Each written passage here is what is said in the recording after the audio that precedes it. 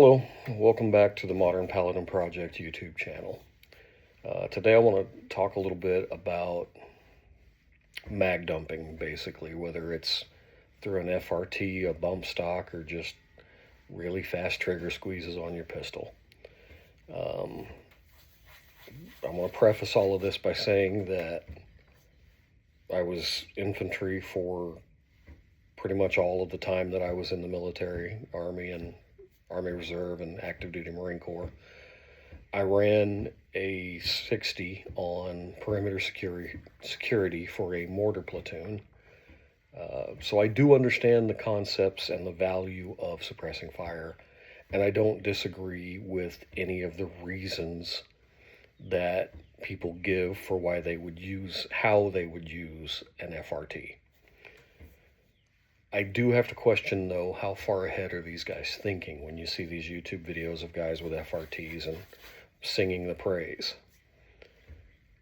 When there comes rough times, which, by the way, from now on will be my just catch-all phrase for whatever you want to call it, SHTF, without rule of law, WROL, Teotihuacan, end of times, freaking zombie apocalypse, Ragnarok, whatever. All of those phrases, I'm just going to refer to it as rough times, because it doesn't have to be that bad for it to get, for it to get to where we are in rough times. So rough times, that's what I'm going to use from now on for bad situations that require armed citizens to actually defend themselves and the ones they care for. So, the practicality, as far as I can tell, the issue with this mag dumping concept is simply availability of ammo. Every round you fire is just one less shit you have for something else. I don't know about you, but what ammo I have stocked up is not unlimited, and it is not backed up by a military who can just airdrop me in some more. I'm one guy on my own with whatever I can keep and secure for myself. So I do not for 1 second debate the value of suppression fire, suppression. I do not debate that for a second. But I gotta wonder, and I do not debate for a second that if you truly need suppressive fire, then it's better to just go with it and get it done. But does it have to be all 30 rounds in your mag in a second and a half if you got an AR? Does it have to be all 18 rounds in your pistol in a second and a half or 2 seconds? I don't think so. Suppressive fire is still effective. If you're popping off one round every second or 2 seconds, you can still keep heads down that way, and your ammo is going to last a lot longer. There's a motivational phrase that says you miss 100% of the shots you don't take. Applied to the gun world, you miss 100% of the shots you don't aim. So I have to question the value of just dumping a mag as quickly as you can, regardless of the method you choose to do it.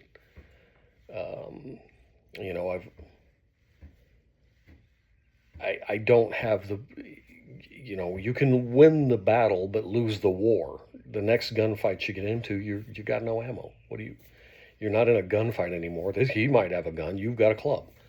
If you burn everything today, you have to think more strategically in those circumstances, I think, is my point. The real big point that I'm trying to make. Guys are out there just training that, well, I'm going to use suppressive fire because today I can just go down to Walmart and grab 4 more boxes of 223 off the shelf. Yeah, Rough times, maybe not. You know, it didn't even take that much rough times for ammo to get scared. COVID, for example, ammo was gone. You couldn't find shit on the shelves nowhere. So imagine that times 100, and potential for actual armed conflict between just random average Joes. Are you really going to want to burn through your ammo that fast? You know, I've seen there's a particular YouTube video I saw a while back. Cops down, I think in Houston, just mag dumping, just bop bop bop bop bop bop, just less than 2 seconds. The mag's empty. He's changing. And he's shooting into a car where a guy was shooting at them. Okay, great, fine. I didn't hit a thing. Tore the hell out of the car. Didn't hit the guy at all. The guy jumped out of the car while he was mag changing and started shooting back. You know, I just, particularly in rough times, I don't understand the idea that we're just going to shoot into a car or shoot into a brick wall. And I get suppressive fire. I understand the concepts. Honestly, I do. But when ammo is limited, I'm not necessarily sure that doing that suppressive fire as quickly as possible is what we need to be doing. We've all seen the YouTube videos of a guy soaking up like 14 or 15 rounds of 9mm in the chest at very close range. That cop that just mag dumped into a guy, and the dude's still coming and trying to tackle the cop. I get it, you know, that the threat is the threat, but I also understand that you've just emptied your mag into this guy, and now his buddy jumps out of the car, and you're changing mags while that guy's shooting at you. I just can't get behind this mag dumping concept. I've never understood it. But it seems like people, and especially some of the cops these days, and I can criticize cops, I was one for 27 years, they're training to mag dump. That's their go-to plan is, if I get to pull the trigger once, I'm going to pull it until my slide locks back. And I just don't, you're not thinking far enough ahead. You're just not. Particularly if you mag dump and miss with 80% of your rounds and the guy's still coming. You're changing mags while the guy's shooting at you. I win the battle, lose the war. I don't know. Whatever. 8 minutes on a simple topic, but you know, and I know it's going to be not commonly agreed with. But feel free to leave a comment and tell me why you don't agree. If I had unlimited ammo, I'd be more prone to train that I'm gonna mag dump. You know, if I had a military behind me, backing me up and bring airdropping stuff to me, I'd be more prepared to mag dump. When it's just me out there in the world with what I have on me and maybe what I can fight my way back to at home or at my base or whatever, and what I'm fighting my way back to isn't even all that much, I can't see the point of firing shots that I don't think have a very much likely chance of hitting. That's just the way I see it. If you disagree, feel free to tell me so in the comments.